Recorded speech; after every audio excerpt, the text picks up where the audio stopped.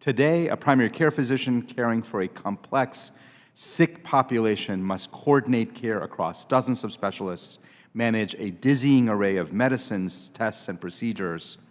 Providing care in an independent small practice has gotten harder, to be sure. But on top of that, there is an array of forces driving the demise of independent practices. Let's start with hospitals and health systems. They have been on a buying spree. Some of these purchases likely have been helpful, maybe closely aligning hospitals and physicians to provide high-quality care. But many have not. We've all seen stories about how a hospital buys a practice, nothing changes, but because it is now billed as delivered in a hospital-based location, the cost to the patient goes up due to facility fees. The access isn't any better, the quality isn't any better, but these fees make private practices an acquisition target and cost Medicare and consumers real money. And then there's Medicare Advantage. The commercial takeover of Medicare has made life much more complicated for that independent physician.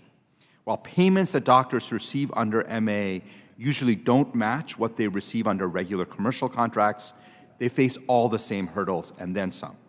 The most obvious example you've heard about today is prior authorization.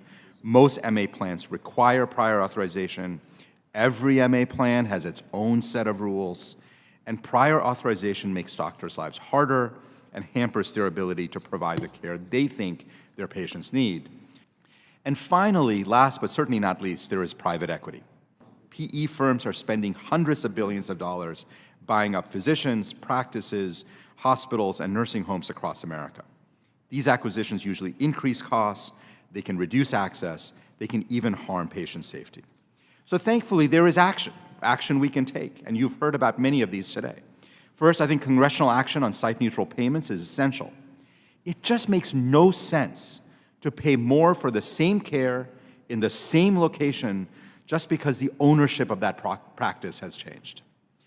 I believe transparency around ownership is essential so we know who is buying up practices and what they're doing with those practices. And vigorous enforcement of our existing antitrust laws is critical to ensure that we reduce market consolidation. And finally, and you've heard this from my colleagues today, it really is time to address the fact that there is no inflation adjustment with the physician fee schedule. That just makes no sense. Physician pay should absolutely keep up with inflation, and we have got to make that a real priority. My belief is if we do all of these things, we can have a dynamic healthcare system where independent practices can thrive and flourish, and patients can have more choices, lower costs, and better care.